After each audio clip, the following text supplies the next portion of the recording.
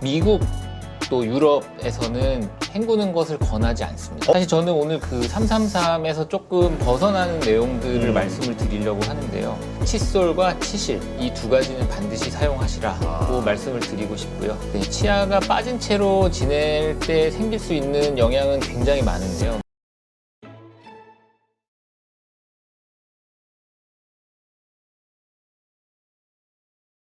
어렸을 땐 잘 몰랐는데요. 점점 나이를 먹어가면서 이 치아가 정말 중요한 역할을 하고 있구나. 그리고 내가 왜 젊었을 때보다 더 소중하게 관리를 못했을까. 요즘 이렇게 후회할 때가 있는데요. 이건 아마 나이 드신 분들이라면 다 경험하게 되는 일들이 아닐까 싶습니다. 나이가 들어갈수록 더 소중하게 생각되는 이 치아, 이거와 관련해서 오늘 한번 전문가분을 모시고 말씀을 들어보려고 합니다. 오늘 모신 분은 스탠다드 치과 연재웅 원장님이십니다. 안녕하세요. 안녕하세요. 네. 진짜 예전에는 잘 몰랐는데 갈수록 이 치아에 이제 이러저러한 삐그덕 문제가 생기면서 진짜 후회가 되는 경우들이 좀 있어요. 어떻습니까? 지금 왜 젊었을 때부터 치아 관리할 필요성, 한 사람과 안 한 사람의 차이가 어떻게 되죠? 네, 우리 치아는 인체에서 좀 특별한 성질의 조직인데요. 우리가 뭐 피부에 상처를 입는다거나 뼈에 금이 간다거나 부러졌을 때는 다시 재생이 되면서 조직을 회복하는 능력이 있지만 우리 치아는 영구치가 한번 맹출이 되고 난 이후에는 닳거나 깨지거나 부러지거나 하더라도 치아가 재생되거나 다시 새로 나지 않기 때문에 우리가 젊어서 갖게 되는 영구치아를 평생 좀 소중하게 간직하고 사용할 필요성이 있는데 사실 젊었을 때는 잘 몰라요. 그냥 그렇죠. 뭐 어금니로 병뚜껑 같은 것도 막 하고 그 도구로 쓰고 그러는데 이게 이제 시간이 흐르면서 관리가 또 잘 안 되신 분들은 노화 플러스 안 좋아지는 것까지 더해지면서 이제 이가 흔들리고 뭐 빠지고 이런 일들이 생기고 내가 좀 치아를 잘 관리했어야 되는데 이런 생각을 하시는 경우가 많이 있습니다. 네. 자, 일단 한번 어렸을 때 학교에서 다 배우긴 했었는데 오랜만에 한번 좀 제대로 이빨 닦는 법 한번 배워볼까요? 333 원칙이라고 해서 어렸을 때 배웠던 기억이 나는데요. 네, 맞습니다. 사실 저는 오늘 그 333에서 조금 벗어나는 내용들을 말씀을 드리려고 하는데요. 지금 말씀하신 것처럼 대표님 어린 시절부터 뭔가 들어왔던 것이 사실 너무 오랜 시간 바뀌지 않고 교육이 되어 온 면이 있어요. 그래서 그 사이에 개념이 좀 변한 것들도 있고 그래요? 하기 때문에 그 부분을 좀 말씀을 드리도록 하겠습니다. 먼저 제대로 이빨 닦는 법을 하나씩 좀 짚어볼 건데요. 첫째로 칫솔을 어떤 것을 선택할 것인가. 요즘 특히나 더 이렇게 다양한 형태, 다양한 소재의 칫솔들이 이제 우리가 구입할 수 있는 물건들이 굉장히 많아졌는데요. 제가 권해드리는 거는 이 칫솔의 헤드가 좀 작은 것을 권해드립니다. 큰 게 아니라. 큰 게 더 많이 잘 닦을 수 있을 것처럼 느껴지지만 사실 우리가 칫솔질을 하는 데 있어서 핵심은 치아의 모든 면을, 그러니까 빠지는 부분 없이 닦아주는 건데 이 헤드가 크면 그 부분을 놓치는 사각지대가 생기기가 쉬워요. 그래서 헤드가 작은 형태의 칫솔을 권해드리고 또 이 칫솔모가 좀 부드러운 부드러운 칫솔모를 선택하는 것을 권해드립니다. 어떤 분들은 제 주위분 보니까 좀 시원하게 닦아야 된다고 빳빳한 걸로만 빡빡 닦아야 닦은 것 같다고. 네, 맞아요. 근데 이게 안 좋은 거군요. 그런 행위가 치아나 잇몸에 상처를 주거나 자극을 줄 수 있고 또 심한 경우에는 치아의 마모를 장시간 이게 누적되면 치아의 마모를 유발할 수 있기 때문에 부드러운 칫솔모를 사용하셔서 치아나 잇몸에 좀 자극을 덜하게 양치질을 하시는 것을 권해드립니다. 그렇군요. 칫솔질을 하는 방법을 말씀을 드리면요. 잇몸에 45도 각도로 접근을 해서 치아와 잇몸 사이의 경계 부위, 이 안쪽까지 좀 위아래로 문질러서 청소를 해주시는 게 좋고요. 양치질은 333 운동 아까 말씀하신 거에 따르면 하루 3번을 해야 된다라고 하지만 사실 하루 2번도 충분하다고 생각합니다. 아침 저녁으로 하루 2번의 양치질 그리고 매일매일의 치실 사용 이거를 권해드리고 싶고요. 양치 시간은 이제 구석구석 빠짐없이 닦는 것이 필요한데 이를 위해서는 한 2분 정도의 최소한 2분 정도의 시간은 투자하시는 것이 좋겠습니다. 그리고 마지막으로 제가 하나 대표님 여쭤보고 싶은데요. 양치하시고 나서 헹구시나요? 그렇죠. 하고 나서 이거 치약 이거 닦아야 되니까 여러 번 헹구죠. 여러 번 헹구세요. 네. 네. 미국 또 유럽에서는 헹구는 것을 권하지 않습니다. 그럼 치약이 묻은 채로 끝내요? 그러니까 양치질을 다 하고 나면 입안에 남아있는 치약과 이물질들을 뱉어내고 네. 그리고 양치질을 종료한다. 아. 라는 게 권고 사항이에요. 그래서 아까 영화 말씀하셨는데 요즘 유튜브나 뭐 넷플릭스 영화 같은 것들을 보면 외국 배우들이 양치질을 하는 장면을 유심히 보시면 물로 헹구질 않아요. 네, 양치를 하고 그냥 뱉어내고 닦고 끝냅니다. 그래서 그럼 왜 그렇게 하느냐? 이게 찝찝함이 남아 있는데 치약의 그런 향이나 이런 것들이 입안에 잔뜩 남아 있는데 왜 헹구지 말라고 하느냐라고. 그것도 있지만 또 이거 내가 먹으면 몸에 해로운 거 아닐까 싶은 생각도 있어서. 네, 한 말씀드리면 그 어느 정도 남아 있는 치약을 삼켜서 흡수하는 것은 네, 몸에 해롭진 않습니다. 그래요? 네, 해롭진 않고요.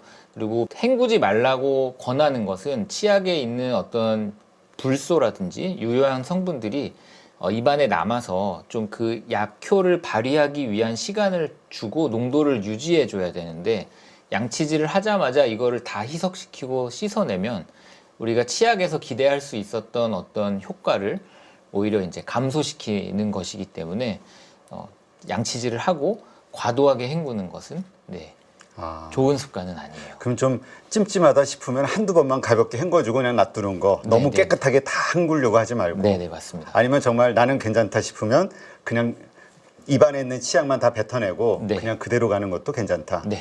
야, 이거는 상식을 깨는 건데요. 네. 그러니까 사실 제가 느끼기에는 국민들의 어떤 이거에 대한 저항감이 좀 있어요. 그래서 우리나라에서도 이 부분에 대해서 이렇게 적극적으로 뭔가 교육하거나 공표하지 않는다라고 생각이 드는데 아마 바뀌지 않을까 싶습니다. 네, 알겠습니다. 저도 한번 해봐야겠네요. 그 네. 느낌이 어떨까? 계속 하게 될 수 있을지, 한두 번 하다가 포기할지. 네, 네. 네, 제가 한번 해보고 따로 한번 연락 한번 드리겠습니다. 근데 요즘 전동 칫솔 사용하시는 분들이 참 많고 그게 네. 편리하기도 하지만 정말 골고루 잘 닦인다 뭐 이런 네, 네. 의견들이 있던데 괜찮은 건가요? 네, 전동 칫솔 사용을 이제 물어보시는 분들이 있는데 저는 적극적으로 권해드립니다. 말씀하신 것처럼 전동 칫솔을 이용하면 치태 제거, 치은염 제거에 더 효과적이다라는 연구들도 많이 있고요. 또 전동 칫솔을 이용했을 때 우리가 일반적인 그러니까 손으로 사용해야 되는 칫솔을 쓰는 경우보다 더 구석구석 잘 닦을 수 있다라는 연구 결과들도 있기 때문에 전동 칫솔 사용하는 것은 네, 저도 권해드립니다. 네. 근데 요즘 이제 사실 저는 이거 처음 본 게 이제 미국 영화를 보면서 식사 후에 화장실 가서 배우가 네. 주연 배우 여배우가 막 이 치실이라고 그러죠. 네, 이걸 네. 하면서 막 정리하는 걸 보면서 네. 약간 좀 처음에 더럽다는 생각을 했는데 요즘 보니까 그게 상당히 깨끗한 행위인 것 같기도 하고. 네, 네. 근데 치실 사용하는 것도 뭐 방법이 좀 있나요? 그러니까 이빨 관리를 할 수 있는 도구들이 좀 여러 개가 있는 것 같아요. 치실 포함해서. 네, 우리가 구강위생관리용품이라고 보통 하는데 여러 가지 종류가 있어요. 근데 치실은 제가 이제 오늘 말씀 여러 번 드리겠지만 칫솔과 치실 이 두 가지는 반드시 사용하시라고 말씀을 드리고 싶고요. 이유는 칫솔질만으로는 우리 치아와 치아 사이에 껴있는 음식물 찌꺼기, 치태 이런 것들을 완전히 제거할 수 없기 때문에 칫솔질 플러스 치실까지 꼭 사용을 하시는 게 좋다라고 말씀을 드리고 싶어요. 아마 그 영화에서 보셨던 그 여배우는 이제 식사를 하다가 이 사이에 뭐가 껴서 그러지 않았을까 싶은데 그래요? 치실을 사용하는 방법은 이제 우리가 적당량을 끊어서 양쪽 손가락에 걸고 치아 사이에 이 치실을 탁 하고 끼운 다음에 위아래로 몇 번 이렇게 문질러 주다가 다시 빼는 방법으로 네, 사용을 하시면 됩니다. 그래서 치아와 치아 사이에 있는 우리 삼각형 형태의 핑크색 잇몸 그 안쪽까지 치실이 들어갈 수 있도록 사용을 해주시는 게 좋고요. 치실을 이렇게 풀어서 손가락에 거는 것이 좀 더 불편하고 네. 대표님 말씀하신 것처럼 조금 깨끗하지 못하다는 느낌이 들 수 있기 때문에 이거를 아예 이렇게 잘라서 이렇게 고리 형태로 만들어진 제품들도 있어요. 그래서 그래요? 손잡이에 끝부분에 치실이 달려 있어서 그 손잡이로 이렇게 치아 사이사이에 넣을 수 있도록 네, 하는 제품도 있으니까 한번 사용을 해보시는 것을 그걸 권해드립니다. 사용하는 것과 하지 않는 것의 차이가 클까요? 어떤 면의 차이가 있죠? 네, 우리가 충치가 생기는 부위가 이제 치태가 잘 쌓이는 부분에 충치가 많이 생기는데요. 네. 그 이제 세균이 그 치태를 이제 먹고 커서 네, 충치가 되는 거니까. 근데 그 치태가 잘 쌓이는 부분이 우리가 눈에 보이는 부분은 양치질을 열심히 잘 하거든요. 네. 그래서 이 뭐 앞부분이나 이런 데는 양치질을 잘 하고 또 씹는 면도 대부분 잘 닦으시는데 치아와 치아 사이의 공간에 끼어 있는 음식물은 잘 제거를 못 하세요. 그거는 칫솔질만으로 제거하는데 한계가 있고 또 끼어 있어도 잘 못 느끼고 지내시는 경우도 네. 있습니다. 그래서 치실을 써보면 내가 음식이 끼어 있는 줄 몰랐는데 이렇게 뭐가 사이에서 막 튀어나오네 라고 느끼실 수도 있거든요. 그래서 치실을 쓰고 안 쓰고는 충치가 생기고 잇몸의 건강을 유지하는데 결정적인 차이를 줄 수 있습니다. 네. 참 요새 광고를 보면 잇몸약에 대한 광고도 참 많이 나오잖아요. 네, 네. 잇몸이 자주 붓고 이러는 거는 건강에 안 좋다는 건가요? 연관성이 있습니다. 잇몸이 붓는다는 것은 결국은 잇몸의 염증을 의미하는 것이 될 수 있는데요. 잇몸의 염증의 원인 중에 하나가 전신 건강, 호르몬의 변화, 스트레스 이런 것들이 연관이 있기 때문에 내가 잇몸이 갑자기 붓고 아프다라고 한다면 단순히 잇몸의 문제일 수도 있겠지만 어떤 내 몸의 변화라고 유추해 볼 수도 있는 부분이 될 수 있어요. 네. 아니 말씀 들어보니까 나이를 먹어갈수록 자꾸 잇몸이 약해지고 그래서 이가 좀 주저앉는다든가 하여튼 이가 자꾸 흔들린다든가 네. 이런 일들이 생긴다라고 좀 어르신들이 말씀을 하시더라고요. 네, 네. 그러다 보니까 잇몸 건강 상당히 중요한 것 같은데 어떻습니까? 40대 이후에 좀 가장 많이 생기는 이와 관련된 질병들 어떤 게 있는 거죠? 네, 우리가 어린 시절 10대, 20대 때 치과적으로 가장 흔한 질병은 충치입니다. 충치. 네. 근데 이제 40대가 넘어가면서부터 이게 역전이 되는데요. 40대 이후 중장년 노년층에게는 치주염이라고 하는 병이 이제 가장 흔한 질병이 되고요. 우리가 흔히 풍치라고 하는 것이 이제 치주염을 의미합니다. 풍치라는 말은 이제 이에 바람이 든 것처럼 시리다라는 증상을 이제 표현해서 풍치라는 표현을 쓰고요. 치주염의 대표적인 증상 중에 하나가 이제 이가 시린 증상이 있을 수 있고, 그러면 조금 다시 설명을 드리면 치주의 염증, 치주염인데요. 치주라는 거는 우리 치아의 뿌리를 감싸고 있는 잇몸의 조직들을 의미하는 것을 치주라고 합니다. 그래서 잇몸뼈 그 위를 덮고 있는 핑크색 살들, 네, 이것을 아울러서 치주 조직이라고 하고 그 부위에 염증이 생기는 거를 치주염이라고 하고요. 치주염이 생기면 치아의 뿌리를 지탱해주는 잇몸뼈가 점점 약해지고 사라지기 때문에 우리 치아의 뿌리가 이제 극단적으로 대롱대롱 매달려 있는 상태가 되면서 이가 흔들리고 시리고 결국에는 이제 빼게 되는 일까지 생길 수 있는 거죠. 그렇군요.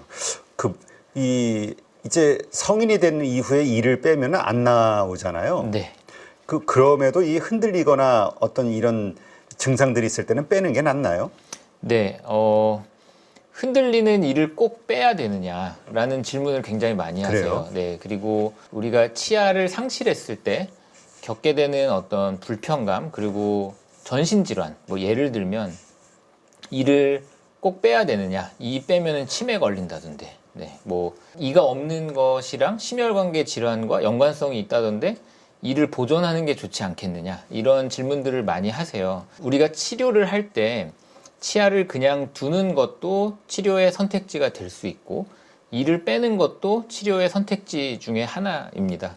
근데 보통은 이제 그냥 두자라고 하면 좋아하시고 이를 빼야 한다라고 하면 이제 좀 싫어하시는데 네, 이를 빼는 것도 선택지의 하나가 될 수 있고요. 이를 그러면 흔들리는 치아는 다 빼야 되느냐라고 한다면 그렇지는 않습니다. 그러니까 어느 정도의 선을 넘어서는 과도한 흔들림이 있는 치아는 이제 빼는 게 좋고요. 또 그 치아를 치료하기가 불가능한 경우, 이런 경우에 이제 발치를 권해드리고 또 하나는 그 치아를 그냥 보존하는 것이 어떤 염증이나 감염의 원인이 될 우려가 있거나 그 옆에 있는 멀쩡한 치아까지 더 안 좋게 만들 가능성이 있는 경우에는 이제 발치를 권해드립니다. 그 원인이 여러 가지가 있을 수 있어요. 대표적인 것이 치주염. 치주염으로 인해서 뿌리의 지지가 약해져서 이제 이가 흔들리는 경우가 있을 수 있고, 또 충치라든지 감염으로 인해서 치아의 뿌리 끝에 염증이 생기는 경우에도 이가 흔들릴 수 있습니다. 그리고 부딪히거나 넘어지거나 해서 이가 흔들리는 경우들이 생길 수 있는데, 이런 원인을 먼저 파악을 하고 그 원인에 대해서 적절한 치료를 한다면 치아를 빼지 않고 치료를 하는 것이 가능한데요. 근데 문제는 그 시기를 놓쳐서 치과를 오시는 경우가 많아요. 네. 일단 조기에 모든 진단해야 되는데. 네, 맞습니다. 우리가 이가 흔들리고 있음에도 불구하고 실제로 자각을 못하는 경우들이 있거든요. 그래서 제가 환자분들을 이렇게 뵀을 때 이 치아는 좀 흔들리고 있어요 라고 말씀을 드리면 나는 몰랐다, 이런 말씀을 하시는 경우들도 있거든요. 그래서 내가 이가 흔들리는지 이런 자각을 하지 못하시더라도 좀 정기적인 치과 방문이 필요하다고 생각합니다. 네, 알겠습니다. 그런데 네. 가끔 궁금하긴 한데, 그리고 들었던 것 같아요. 근데 금방 또 잊어먹어서 관심이 네네. 없어서 일 것 같긴 한데요. 우리가 치아가 총 몇 개입니까? 네, 영구치의 개수를 기준으로 말씀을 드리면 위의 치아는 14개, 아래 치아도 14개가 있습니다. 14개. 네, 만약에 내가 사랑니도 다 있다라고 하면 14개에 2개씩 더해져서 16개, 16개, 32개의 치아가 있을 거고요. 사랑니가 대부분 똑바로 나지 않거나 빼는 경우들이 많기 때문에 우리가 정상적인 치아를 다 가지고 있다라고 한다면 위아래 14개씩 28개의 치아가 됩니다. 그렇군요. 근데 진짜 사랑니 그거 빼야 됩니까? 저도 지금 기억해보니까 상당히 오래전에 저는 이게 뽑기는 했어요. 그리고 부셔가지고 이렇게 뽑아내더라고요. 근데 꼭 그랬어야 됐을까? 라는 생각이 가끔 들기도 해요. 네네. 자연 치아를 보존하는 게 나은데 왜 빼야 하나라는 질문이랑 비슷한 맥락일 것 같은데요. 사랑니를 발치를 말씀드리는 경우는 대부분 사랑니의 위치, 배열, 그리고 그 방향이 이상적이지 않은 경우들이 많기 때문에 그래요. 사랑니가 똑바로 나지 않아서 그걸로 인해서 차라리 사랑니가 없었다면 생기지 않았을 문제들, 뭐 충치라든지 염증 이런 것들이 생길 수 있기 때문에 똑바로 나지 않은 사랑니들은 빼자라고 말씀을 드립니다. 그리고 사랑니 위치에 있는 치아들은 우리가 양치질이나 치실 이런 것들을 통해서 오랜 시간 잘 관리하기가 쉽지 않거든요. 네, 그래서 그 치아를 보존하는 것이 오히려 더 마이너스가 예상되는 경우에는 발치를 권해드립니다. 네.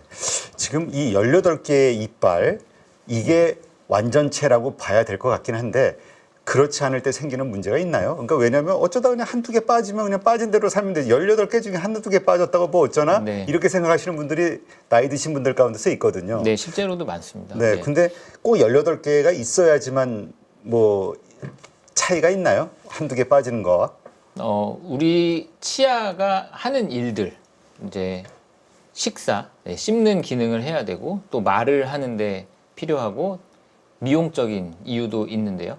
이 기능을 하는데 필요한 최소한의 개수는 이제 이론적으로는 위아래 10개씩 정도의 치아가 있으면 최소한의 기능은 할 수 있다라고 배워요. 근데 이제 실제로 치료를 하거나 10개씩의 치아로 지내시는 분들을 만나 보면 조금 아쉽다, 부족하다라는 말씀들을 많이 하시거든요. 그래서 제가 치료를 할 때는 예를 들어서 이가 하나도 없는 분들의 경우에는 14개, 14개, 28개를 다 채우면 좋겠지만 12개, 12개 해서 24개 정도를 계획하고 치료하자. 이제 이렇게 말씀을 드리고요.